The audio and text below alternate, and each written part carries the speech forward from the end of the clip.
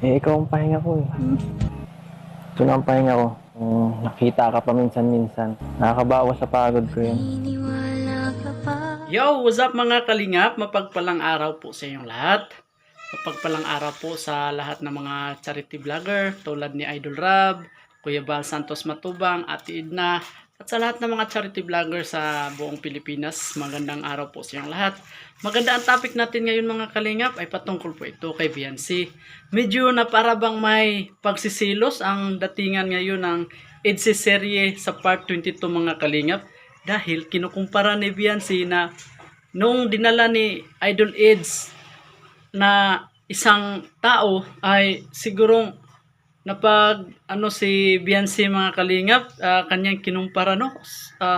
Ano yung masaya ay noon ba or ngayon, o di ba mga kalingap, na medyo may pagsisilos ang ah, takbong ito mga kalingap no. Pero bago ang lahat, kung nagustuhan niyo po ang ganitong klaseng reaction video mga kalingap, paki-like at subscribe naman po para lagi po kayong updated sa susunod nating mga uploads.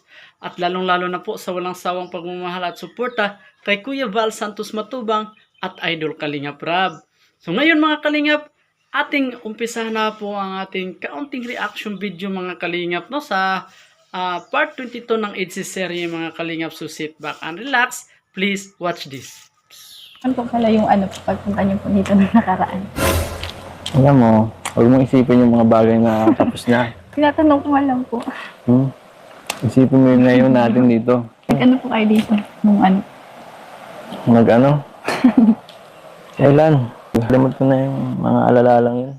Yun po mga kalingap, medyo nakalimutan na po pala ni Idol Eds mga kalingap no, ang nakaraan.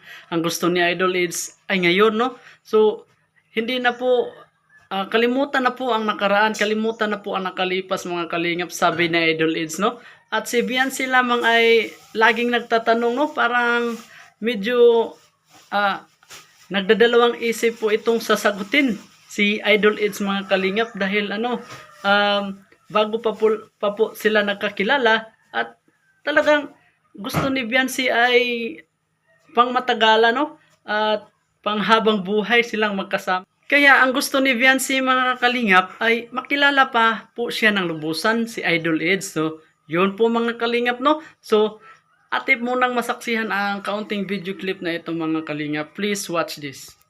Kung nagpapahinga kayo? Papahinga. Ikaw ang pahinga ko eh. Paano yan?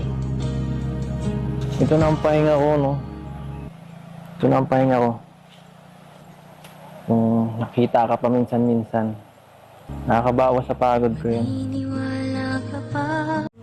Ano pong mas masaya ngayon po? Ngayon. Siyempre, papatagalin pa ba? Hindi pa po tayo nila. Lo, Parang content lang naman po yun. grabe. Ang sakit naman nun.